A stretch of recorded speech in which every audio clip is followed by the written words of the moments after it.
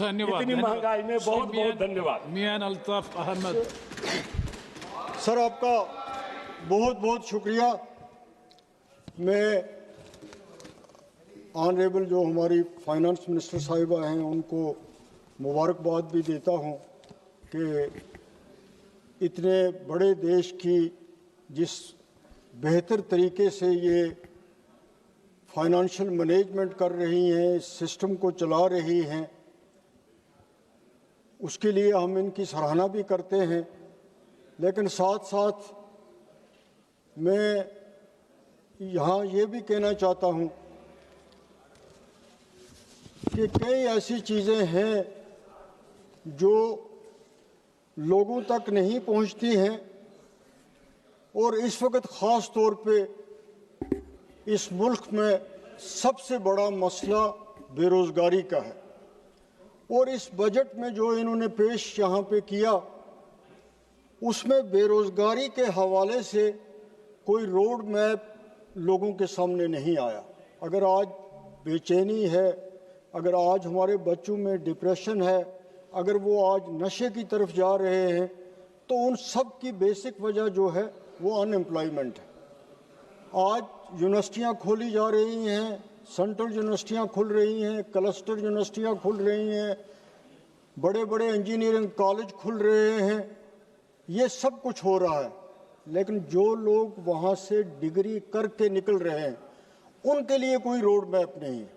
इतना बड़ा पैसा उस सेक्टर पे खर्च किया जा रहा है, लेकिन जो वहाँ से आ रहे हैं, जो इंजीनियर बन रहे हैं, जो डॉक्टर बन रहे हैं, जो इन यूनिवर्सिटियों में पढ़ रहे हैं, उनके रोज़गार का, उनके फ्यूचर का, उनके काम का, उसके लिए कोई चीज़ जो है वो बजट में नहीं है। तो उन इंस्टीट्यूशंस को खोलने का, उन यूनिवर्सिटियों को खोलने का, उन कॉलेजेस को खोलने का क्या फ़ायदा है अगर उनसे कोई ऐसी चीज़ नहीं होती है जिससे लोगों को रोज़गार मिले। रोज़गार के हवाले से मनरेगा की एक अच्छी स्कीम थी और ये बदकिस्मती की बात है कि उस स्कीम को डाइवर्ट किया गया, बल्कि ये है कि अब वो स्कीम आहिस्ता आहिस्ता वो बंद हो जाएगी।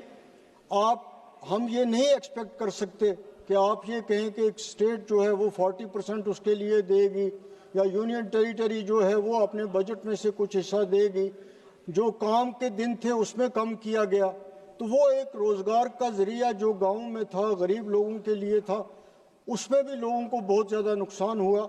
और मैं तवक्का रखता था कि जो इस चेंज की गई उसके बाद फाइनेंस मिनिस्टर साहिबा लोगों के जज्बात देख के, पॉलिटिशियंस के, पार्लियामेंटेरियंस का जवाब देख के, वो जो रिजेंटमेंट उस कानून के ख़िलाफ़ थी वो इस बजट में उसको रेक्टिफाई करेंगी, लेकिन उस सिलसिले में भी कुछ नहीं हुआ। बैंक से एक दूसरा ज़रिया है बेरोज़गारों के लिए, लेकिन अब बैंकों का ये हो रहा है कि वो सरमायादारों के लिए हैं, बिजनेसमैन के लिए हैं। जब कोई बेरोज़गार इंजीनियर, डॉक्टर डिग्री लेके जाता है बैंकों में, कोई टेक्निकल हैंड जो है वो बैंकों में जाता है, तो वहाँ इतनी बड़ी तवालतें हैं, वहाँ इतनी बड़ी रिश्वत ली जाती है कि वो जो पहले एक बैंक से लोगों को ये लगता था कि ये लोग जो हैं ये बेरोज़गारों को उनको प्रायोरिटी पे लोन दे देंगे, दफ्तरी तवालतें कम होंगी, रेट ऑफ इंटरेस्ट कम होगा, लेकिन बैंक भी वो मकसद इस वक्त पूरा नहीं कर रही हैं। Bank, state bank of India को देखिए, हमारे जम्मू कश्मीर बैंक की हालत ये है कि उस बैंक में अब स्टाफ रहा ही नहीं है।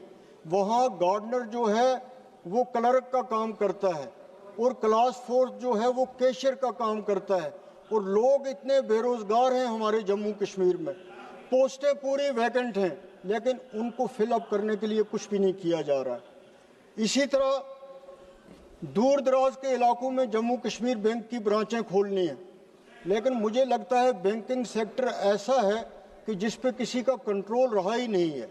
तो मैं ये चाहता हूं कि गवर्नमेंट ऑफ इंडिया हो, इनका फाइनेंस डिपार्टमेंट, सर मुझे 2 मिनट तो चाहिए, मुझे बोलना है। मैं तो अभी तो मेरे टूरिज्म सेक्टर पे आया नहीं, तो उस पर कुछ भी नहीं हो रहा है। हमारे जम्मू कश्मीर बैंक से लोगों को कोई फ़ायदा नहीं हो रहा है।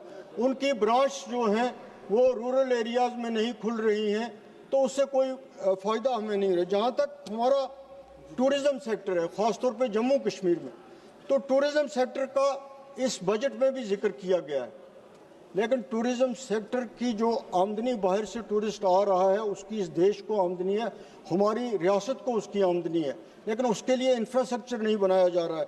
इसमें इन्होंने जिक्र किया है इसमें अपने बजट में कि नेशनल इंस्टीट्यूट ऑफ हॉस्पिटलिटी जो है उसको ये बना रहे हैं।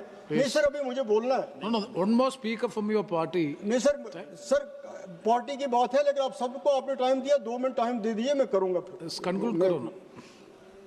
लेकिन वो अगर इतना बड़ा एक सेक्टर है टूरिज्म का जो जम्मू कश्मीर क्या पूरे हिंदुस्तान में एम्प्लॉयमेंट का एक बहुत बड़ा जरिया है, लेकिन उसके लिए ट्रेनिंग के लिए अच्छे इंस्टीट्यूट नहीं है हिंदुस्तान में।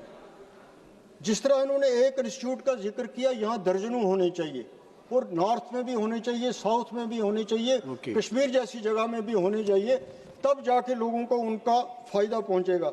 यहाँ एग्रीकल्चर सेक्टर का जिक्र किया है, शीप का जिक्र किया, एनिमल हस्बेंड्री का किया। हमारे कश्मीर में हार्टिकल्चर इंडस्ट्री जो है, सेब जो है, या शीप की बात है, एनिमल हस्बेंड्री की बात है, जब तक उसको इंश्योरेंस कवर नहीं देंगे, क्रॉप इंश्योरेंस नहीं होगी, खास तौर पे हार्टिकल्चर सेक्टर के लिए, कश्मीर में एग्रीकल्चर सेक्टर के लिए, तब तक उस इंडस्ट्री को कोई फायदा नहीं हो सकता, क्योंकि वहाँ पे जब भी कभी आंधी आती है, तूफान आता है, तो लोगों के लाखों रुपए के तबाह हो जाते हैं। इसी तरह एनिमल और शीप हस्बेंड्री का सेक्टर। सर एक मिनट, एनिमल और शीप, गरीब लोगों की बात करने दीजिए, जो उनके लिए उस लाइफ स्टॉक को इंश्योरेंस कवर मिलना चाहिए। गरीब लोग जो हैं उनका गुजारा इसी पे है, अमीर के लिए नहीं। श्री सौगत राय जी, लास्ट सेंटेंस देखिए, हम दिन में इसीलिए बैठे रहे यहाँ पे, हमें 2 मिनट नहीं, आप मुझे बोलने ही नहीं देते तो मैं क्या कहूँ। Yes, Saugata Roy ji please. Thank you sir. Sir इनको बैठेंगे, मैं तो एक मिनट से कंक्लूड करो। आपने कंक्लूड करूंगा ना, मैं कंक्लूड करूंगा। 1 मिनट से कंक्लूड करो। मैं कंक्लूड करूंगा, मुझे कंक्लूड करने दीजिए, एक हमारा गुलमर्ग टूरिस्ट स्पॉट है, बहुत फेमस स्पॉट, वहाँ लीज का मसला है, उस पर कुछ नहीं हो रहा है।